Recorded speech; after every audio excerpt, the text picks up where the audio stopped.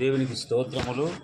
ఇంతవరకు దేవుని నామాన్ని ఘనపరిచాము, పాటల ద్వారా ఆయన మహిమపరిచాము. ఎంతోమందికి లేని భాగ్యాన్ని ఈ సమయము ఇచ్చినాడు. ఆ దేవునికి అనంత మహిమ కలుగాక. మన మధ్యకు అశోక్ సారు మరిద్దరు ఇక్కడ సారులు చక్కగా పాటలు పాడినారు.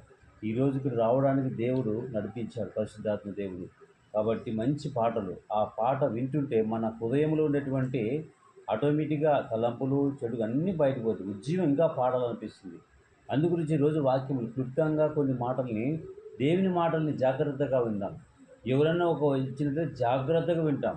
దేవుని మాటల్ని పరిశుద్ధాత్మ దేవుడు మరి యేసు ప్రభువు వారు భూమి మీద ఉన్నప్పుడు మంచి మాటలు చెప్పాడు. మత్తయి సువార్త 5వ అధ్యాయం 1వ వచనం 2వ వచనం చూస్తే వాక్యం ఈ రీతిగా చెప్తుంది.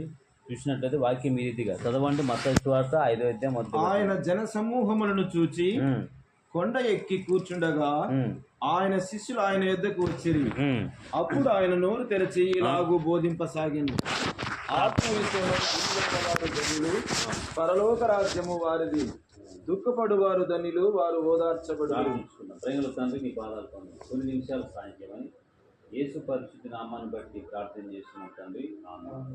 పిల్లరా, క్రీస్తు పేట వందనాలు. ఇప్పుడు వచ్చినటువంటి ఇంతవరకు ఈ సావాసాన్ని దేవుడు ఇచ్చాడు. ఎందుకంటే యేసు ప్రభు వారు 33 సంవత్సరాలు బోధ చేసి మహత్కారాలు సూచిక ఎన్నెన్నో చేశాడు. మత్తయి 4 సువార్తల్లో. ఇక్కడ యేసు ప్రభు వారు ఎత్తైన కోణాలు చెప్పిన మాట చాలా గొప్పది.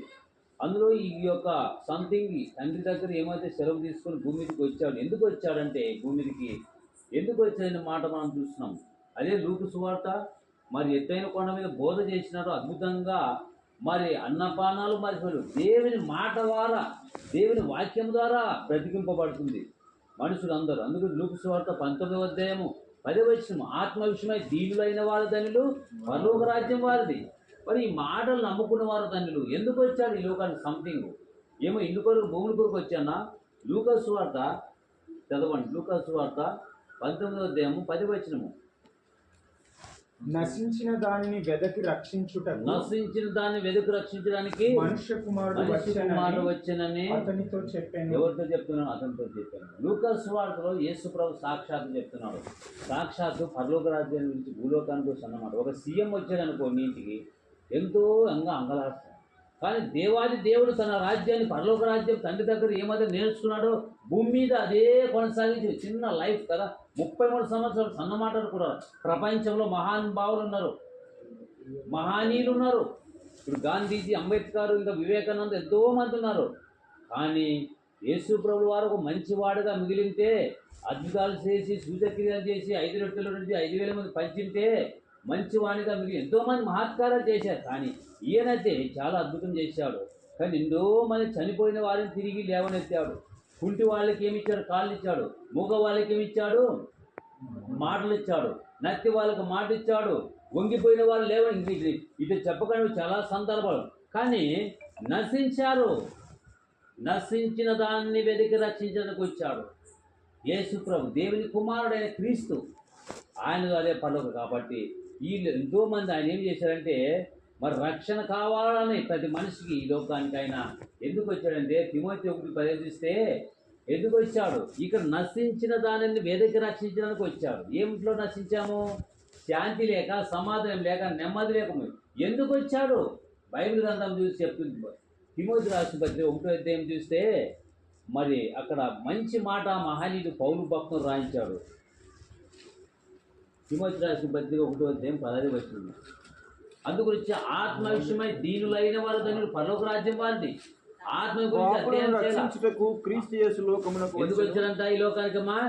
అయ్యా ఎందుకు వచ్చాడు? పాపులను. ఏం పాపం? చిన్న పాపం, పెద్ద పాపము. నేను బైబిల్లో ఒక వ్యక్తిని పాపం అంటున్నారంట. మరి ఏమన్నా పాపిని అంటే నేనేం పాపం చేసామంటారు. బైబిల్ పాపాలు విస్తారమైన పాపాలు తెగొడుతుంది. ఆమె విస్తారమైన పాదాలను కడిగింది కన్నీళ్లతో, వేలు తల తుడిచింది ప్రేరులకు. ఆమె విస్తారమైన పాపాలను కడిగేసింది. కాబట్టి యేసు ప్రభు లోకానికి గురించి సంథింగ్ ఏమంటే, పాపులను రక్షించడానికి. ఏం కులంలోనో మతంలోనూ ఏం లేదు. కులం కుళ్ళు దాని చివరికి దేవుడే దిక్కు. పాపులంలో నశించిపోతున్నారు. వాక్యం లేక, ప్రార్థన లేక, కొట్టుమెట్టు లాంటి సమాధానం చూస్తున్నాము. భయంకర దినాల్లో ఉన్నాం. అందుగురించే నశించిన దాన్ని వెతికి రక్షించడానికి మనుష్య కుమారుడు వచ్చాను అదుతో చెప్పాను. మరి తిమోతితో పాపను రక్షించడానికి క్రీస్తు లోకం వాక్యము నమ్మదగినది. నశించిన దాన్ని వెతికి రక్షించడానికి వచ్చాను. మనము ఏం గొప్పతనం లేదు, దేవుడే మనం ప్రేమించి కాపాడుతున్నాడు. మన ఎఫెసీయులకు రాసిన పత్రిక 1-2 చూస్తే మీ అపరాధాల చేతి పాపంలో సచ్చిన వారు ఉండేగా యేసుక్రీస్తు కృపలో బ్రతికి బట్ట కట్టాం కదా. ఎవరి దైవలో ఉన్నాం చెప్పాలి, దేవుని కృప కదా. ఎఫెసీయులకు రాసిన పత్రిక 2 కాబట్టి మనం ఎవరు వెతుకుతున్నాం చెప్పండి. పొద్దున్న లేచాం బిజీ పొలం పనులు, ఉద్యోగాల పనులు, బిజీ కదా. డాక్టరే, టీచరే, యాక్టరే, రకరకాల బిజీ పనులు. ఎందుకంటే కూటి కొరకు కోటి విద్యలు. పరలోక రాజ్యాన్ని పోవడానికి బైబిల్లో మహోన్నత విద్య 66 పుస్తకాలు మహావేది నీకు రాపిస్తే ఇబ్బంది నిర్లక్ష్యం చేస్తాను. పరలోక రాజ్యం ఉంటే ఇస్తాడా? కష్టపడితే ఒక పంట ఎంతో తీస్తాం, కష్టపడి చదివితే జాబ్ వస్తుంటుంది. మరి పరలోక రాజ్యం, దేవుని కుమారుడు పరలోక రాజ్యం నుంచి భూలోకాన్ని ఎందుకు వచ్చాడు? నీ కొరకు, నా కొరకు కాదు, ఒక ప్రపంచం అన్ని జాతుల వర్గాల కొరకు కదా. చదవండి. మీ అపరాధముల చేత మీలోటే కాదు కదా. ఇక్కడ మీరు అనుకున్న మీ అపరాధముల చేతను పాపముల చేతను మీరు చచ్చిన వారైనగా ఆయన మిమ్ములను క్రీస్తుతో కూడా బ్రతికించాడు. స్తోత్రం కదా. ఎంత గొప్ప దేవుడు కదా. తన అదేమని చూస్తాం, తన మహాప్రేమ, గొప్ప ప్రేమ.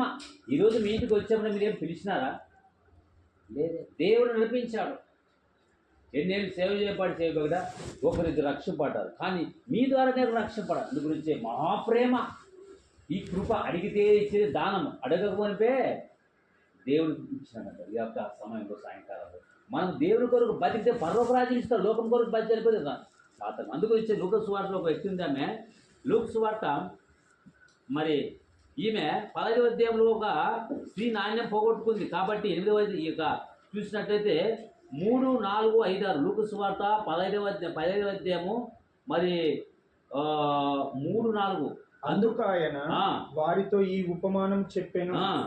మీలో ఏ మనుషునికైనాను 100 గొర్రెలు కలిగి ఉండగా వాటిలో ఒకటి తప్పిపోయిన ఎడల అతడు 99 అడవిలో విడిచిపెట్టి తప్పిపోయినది దొరకు వరకు దానిని వెదక వెళ్ళడా? దేవునికి స్తోత్రం కదా. అది దొరికినప్పుడు సంతోషముతో దానిని తన భుజముల మీద వేసుకొని ఇంటికి వచ్చి తన స్నేహితులను, పొరుగు వారిని పిలిచి, మీరు నాతో కూడా సంతోషించుడి, తప్పిపోయిన నా గొర్రె దొరికినదని వారితో చెప్పును కదా. స్తోత్రం. ఎన్ని గొర్రెలంట? మరి 99 గొర్రెలు ఎక్కువ, ఒక గొర్రె ఎక్కువ చెప్పండి.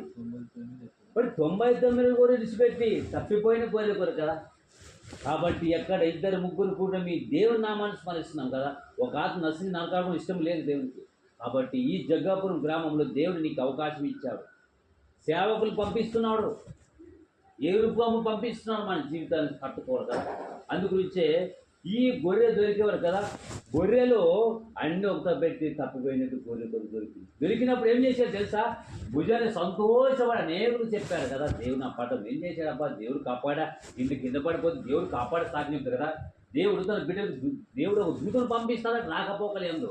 అందుగురించి ఇక్కడ 8వ వచనంలో కూడా 8వ వచనం ఇక్కడ తప్పిపోయిన గొర్రె దొరికిందట. ఈమె 8వ వచనం కూడా కనపడుతుంది. ఏ స్త్రీకైనా 10 వెండి నాణెములుండగా వాటిలో ఒక నాణెము పోగొట్టుకుంటే ఆమె దీపం వెలిగించి ఇల్లు ఊడ్చి అది దొరకు వరకు జాగ్రత్తగా వెదకదా? అది దొరికినప్పుడు తన చెలికత్తెలను, పొరుగు వారిని పిలిచి నాతో కూడా సంతోషించుడి, నేను పోగొట్టుకున్న నాణెము